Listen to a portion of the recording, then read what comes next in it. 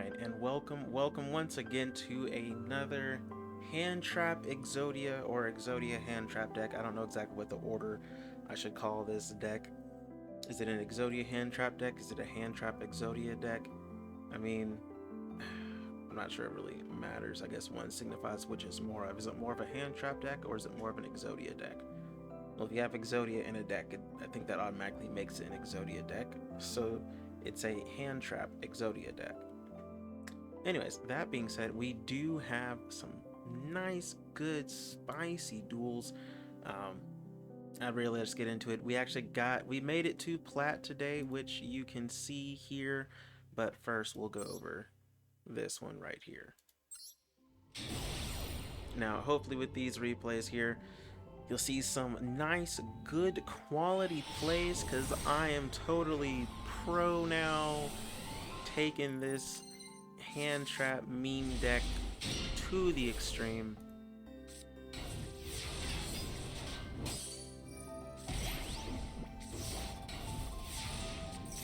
Alright, so pretty much with this, I don't know, this duel, I don't even know what kind of deck with archetype they're using over there. I honestly don't know. But, I mean, we're making it through. Now, I did make a change. I don't know if it's shown in this duel or not, but if the play comes up, I will explain the change. Between this video and the last, there's only one, I would say only one update. Only one difference, really.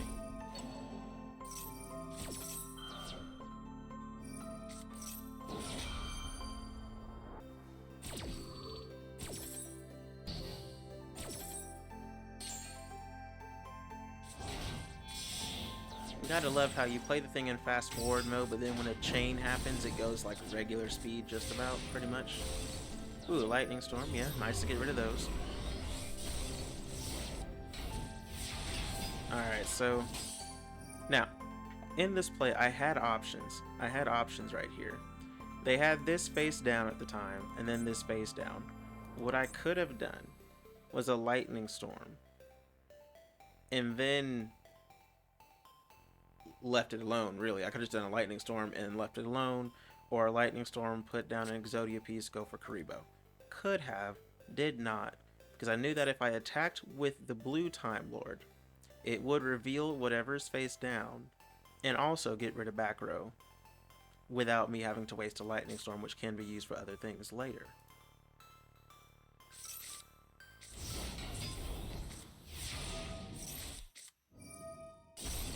So then I did the lightning storm because I got a Regeki, and you always prioritize the back row before you do the front row, if you have the option to do both at the same time or on the same turn.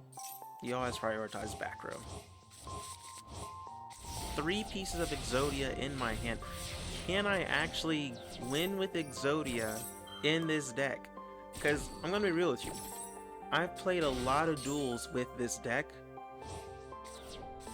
Exodia, winning by Exodia is, in this deck, is, I would say, extremely rare, if it happens at all. More than likely, your win conditions is the opponent giving up because you've canceled out or negated some important piece of a combo. Now, that confused me there. I don't know if I didn't pause in time to catch that. But you see how the Moon Mirror Shield is gone now, but I haven't touched their monster. They equipped Moon Mirror Shield to my Karibo, which means I could have attacked that thing. I could have used Karibo to attack this thing here, which would not have done anything for them at that point in time.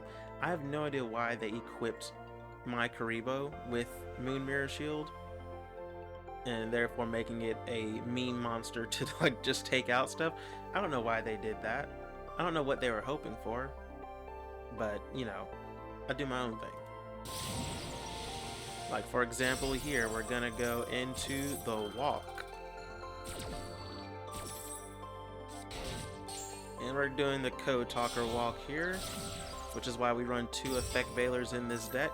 So that way I can actually use an effect veiler and not have it be a brick. And odds are I'm not going to come across 2 effect veilers before being able to summon my Hauke Fibrax. In which case I summon access code by going from Hulk to Celine to access code. But you know, access code has no effect protection, so it is what it is. So, since that was the case, we'll just crash and go into Zeus here on the next turn. Because we're about that life.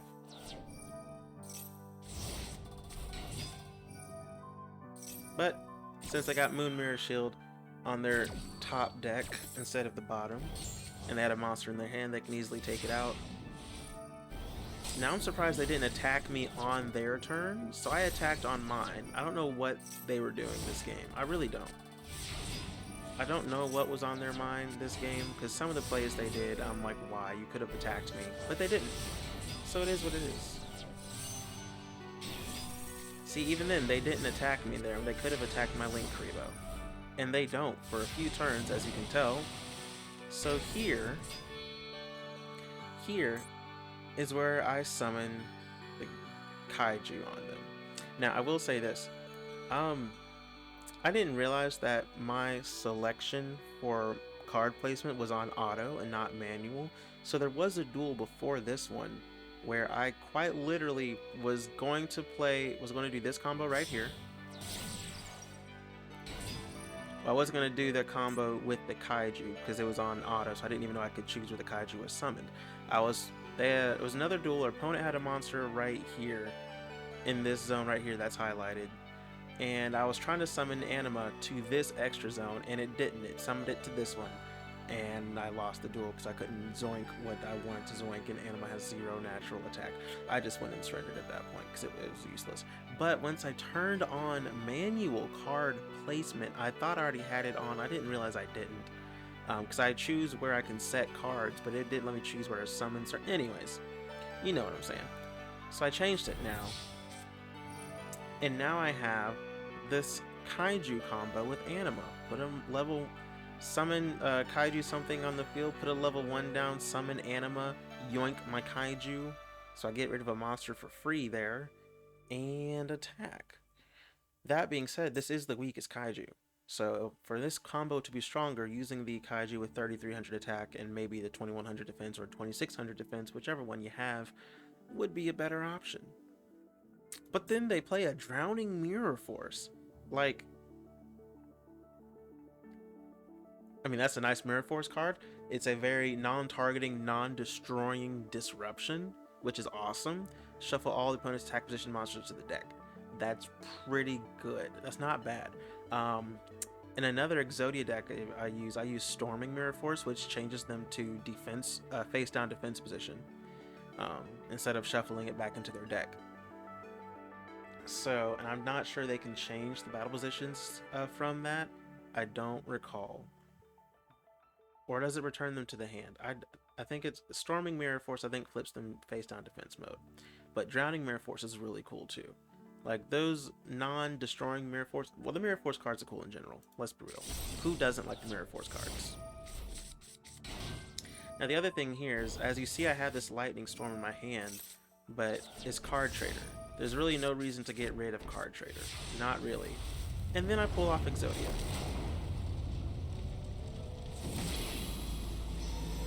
And I'm telling you now, this is the only duel where I've won by Exodia. I'm telling you, in ranked, this is the only duel where I've won by Exodia. And this is an Exodia deck. Anywho, next duel. Now this one I will let play at regular speed here because it's not, it's only 12 turns. It can go at regular speed here. The other one I will put down, at dual speed because I mean this deck makes duels take so long.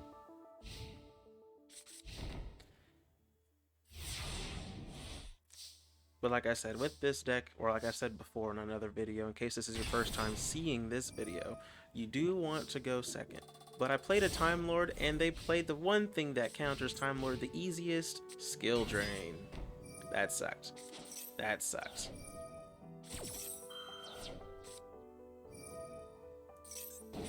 And yes, this is a Sacred Beast deck, and I hadn't really come across a Sacred Beast deck really in ranked, but this is still gold. We're not in platinum yet. But since they're skill drained, this guy's ability is also negated. So I'm just gonna go ahead and negate stuff that's in the graveyard there, which is nice. Unfortunately, I do take that 4K to the face. But what you gonna do? You got skill drain on the field, right? Seriously, what you gonna do? Well, I mean, there's options, like evenly matched.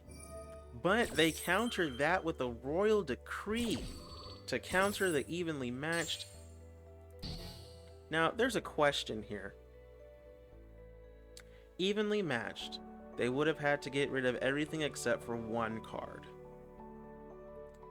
So, if they chose to keep their Ravel, they could have kept that and got rid of everything else and would have Ravel's ability unlocked. Instead, even if they decided to keep Skill Drain, that would not have been a bad choice either, because it's Skill Drain. This Awakening of the Sacred Beast, whatever, where if they have one beast on the field, they gain life points anytime I normal or special summon, equal to the attack of whatever I do. But most stuff I special summon has like 0 attack. Maybe I don't even special summon that. So 0 attack? Yeah. Anywho, and then if they have 2, they negate the activate effects of monsters your opponent controls. And 3, any monster sent to the opponent's graveyard is banished instead. Like, if anything, I would have kept this card. And that way, once I summon more Sacred Beasts, I just get all the more powerful. However, they instead decided, nah, we're just gonna negate all our traps, opening up the opponent to more power, just so that we can keep the stuff on the field. Which effectively means you only have 2 cards on the field. But I mean, hey, if they wanted to, you know, make sure I didn't have dangerous traps, I understand. I get it. So that being said, we're now on to the good old Kaiju Anima combo. Now, I did make a mistake here. I totally made a mistake here, because I was still on main phase 1. But I made a mistake of not remembering and not fully reading, of course, Card D's ability. His ability can only activate on main phase 1. I got that part right. What I didn't get right was the fact that you cannot special summon during the turn you activate this effect. I completely forgot about that part. So I did my combo. Got rid of the upgraded obelisk, the obelisk version 2.0, and I was like, sweet. And then I played this down. So I had to play it off the best I could to make it look like this was all part of the plan. And I thought, you know, I could get rid of Royal Decree, or I could get rid of the one card that's worth something there, and also make sure they never get their Obelisk 2.0 back. So I got rid of their Awakening of the Sanctuary because, I mean, after all, that gives them a bunch of power in case they get rid of their Royal Decree on their own with Mystical Space Typhoon, something like that. And I played Pot of Avarice, and I got the Kaiju back, and drew into another evenly matched. Like, this was a great pull for me.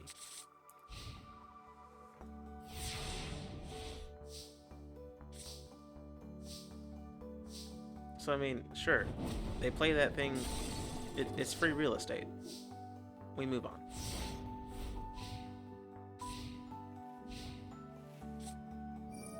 Now here's where that gets tricky, because I do not know the archetype at all for the version 2.0 Egyptian god cards, like Ra 2.0 and all this other stuff. I don't know how they play, what they do. So a lot of these cards are straight up new to me, and since they stayed on the field, I of course read them, but I forgot one little thing here. And I knew I'd survive this because I didn't play monster down with other attack, and I knew that if this thing destroyed it, a monster, I would take an additional 1k. I was good on that. What I forgot, as you see here, this is negated here, was one of these cards. I forget which one right now, but one of them allows you to negate the first spell or trap you activate per turn. I read that afterwards, after my evenly matched didn't work, and I was like, nah. However, now that I got the Time Lord, take out the Raw, get the Kaiju back to my hand, and get their monsters back in their hands. I'm at 900 life points here.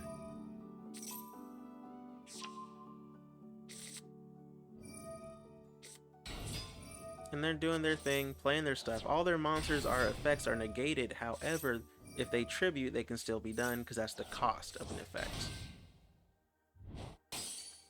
So, I don't know what they were thinking, attacking a Time Lord. Why in the world would they attack a Time Lord whose abilities are not negated? Because their own royal decree is wiping out their skill drain.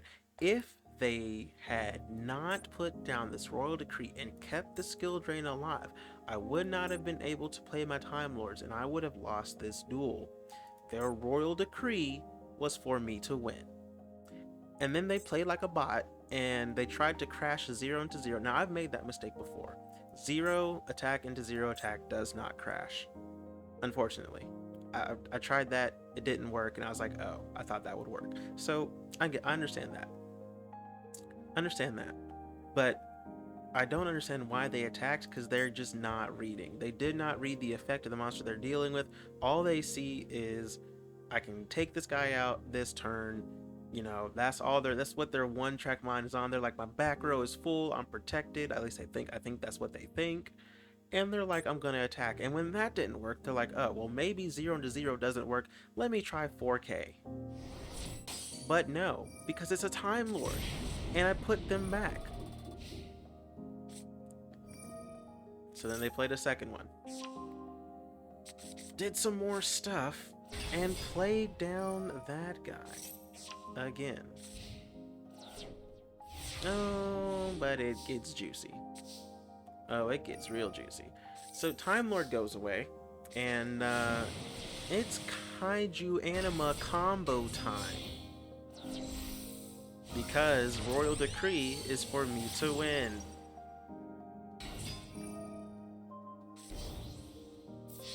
And we attack.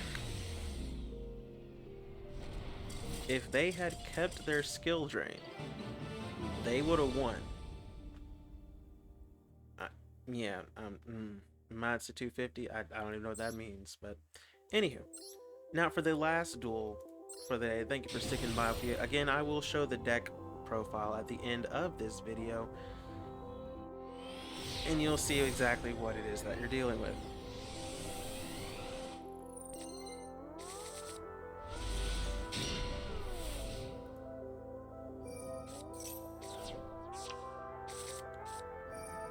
So this, as you can probably notice if you caught that real quick, we're playing with a Gravekeeper's deck, which kinda hurts me. Actually, let me just put it out right. Necro Valley is a really tough obstacle for this deck. It's not impossible. This deck has plenty of field wipes, but the fact that any effect that would activate or move a card in the graveyard to a different place is negated. So Link Karibo being in the graveyard and like tributing stuff to avoid effect damage or things like that, stuff like that, no. But then also negate any card that changes its types. Well, we don't care about that. But any card that would move a card in the graveyard, Pot of Avarice is literally all about that. One of my most powerful cards in the deck that I run 3 of is blocked by Necro Valley. But I mean, starting the game off with 3. Uh-oh, why did this card just glitch? This Battle Fader just totally glitched. Okay. There we go. Alright. So anyway, starting the game off with 3 Battle Faders though, that definitely helps.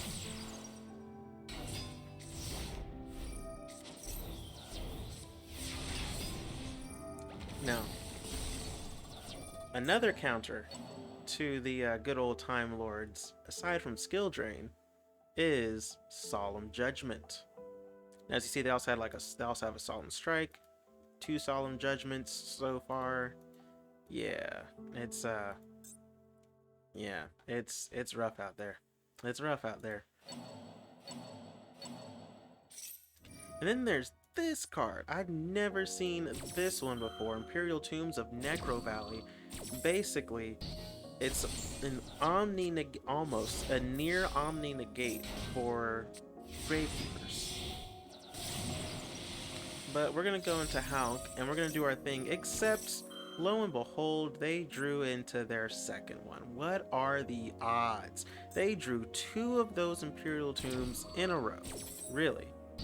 What are the odds? I don't know, but the heart of the cards was on them, except for this right here. On this turn right here, and I really want to, I don't know if this cost them, I don't remember if this really is what prevented them from winning this duel or not, but they use Card of Demise before, they use it on their main phase 1. Card of Demise, if you have a monster in attack mode and a free field to attack, Card of Demise is not something you want to use on your main phase 1. You use it on your main phase 2, because afterwards, I take no damage.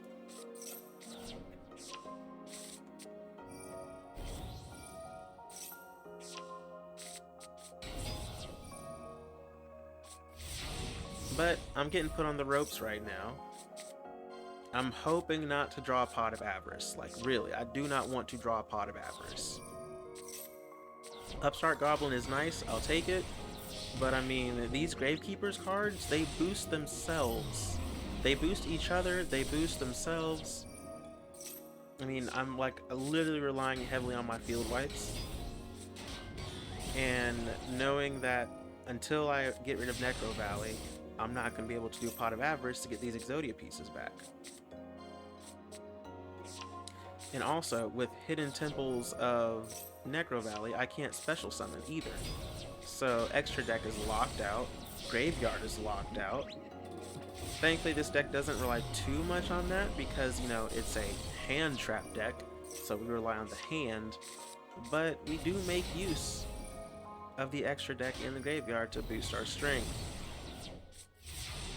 Like, literally, I am just drawing. And yeah, if they didn't have Moon Mirror Shield, I would have survived that. 1800 defense there to that 1700 attack, but Moon Mirror Shield, gotta love it. I like it in decks that I run, but you know, against you, you know, it is what it is.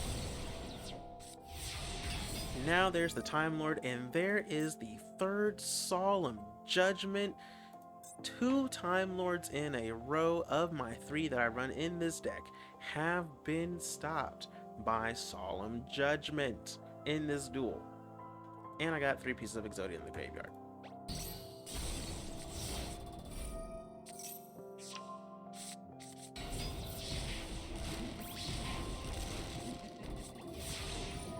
So I finally get Lightning Storm, take out their monsters, and they gave up.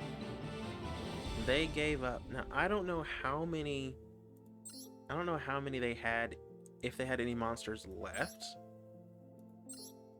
In that one. Oh, they didn't. Oh, so that's why they gave up. And these were there too, huh? Artemis and Nightmare Phoenix. Okay. Oh, they could have linked into that at any point, huh? 1 level 4 lure spellcaster monster. If another yada yada, you can target. You can add 1 match the monster from your deck to your hand. Wait, what's the point of this? Or normal summon monster from normal summon special. They don't have any Magistus. When this card is equipped to a monster, you can add 1 Magistus monster from. They don't have any. What is the point of having this? They don't have any Magistus. Yeah, I'm lost on what the point of having that in their deck is, but Nightmare Phoenix I can understand. So they didn't have any other monsters. This was it. Once they only had. Wow, they only had these monsters. That was it. 8 monsters. And so all of them were in the graveyard. So their own Necro Valley prevented them from getting any of these guys back. They don't have any cards to get any cards back from the graveyard anyway. but their own Necro Valley. Well, yeah, it didn't matter. They don't have any Monster Reborn, things like that. But whew. So basically, once I field wiped all eight, once they run through all eight of their monsters, then yeah, it's a wrap. Huh. Well, anyway, since you've made it this far along, let me go ahead and show you the deck that I'm working with, or the version of this Exodia Hand Trap deck. Now, if you want to see, I guess, a more in-depth version of this, I'm only going to show it briefly here. In another video, the previous video I did go into a little bit more depth with what's in this Exodia Hand Trap deck. If you've seen that video, you've seen this. The only difference, however, is I did swap out the blue kaiju for the Thunder King kaiju, mainly because if I'm doing the anima combo, it makes this kaiju a boss monster in my own deck. And it is a higher risk, higher reward though, because at 2200, if I'm not able to absorb the kaiju or get rid of it, or if they stop me from getting rid of it, 2200 isn't gonna hurt nearly as much as 3300, which is probably more than likely stronger than problematic monsters that are in the 2500s range, 27, 28, in that range. It's stronger than Zeus, and Zeus is problematic. So, with that being said, however, the reward though is that if I can get the combo, I now have a boss monster, another boss monster, and wrong one, and another boss monster. I have three on top of Exodia. So, yeah, like I said, as you've seen in this video, you can win with boss monsters like I did with the anima combo into the kaiju. You can win with Exodia, and you can win by just denying your opponent from everything and just wiping their field repeatedly. Even the best decks can only survive so many field wipes. That being said, y'all, I appreciate you stopping by here. I hope you had a great time. Remember to love God, love people, love your life. I'll catch you on the next one. I'm out.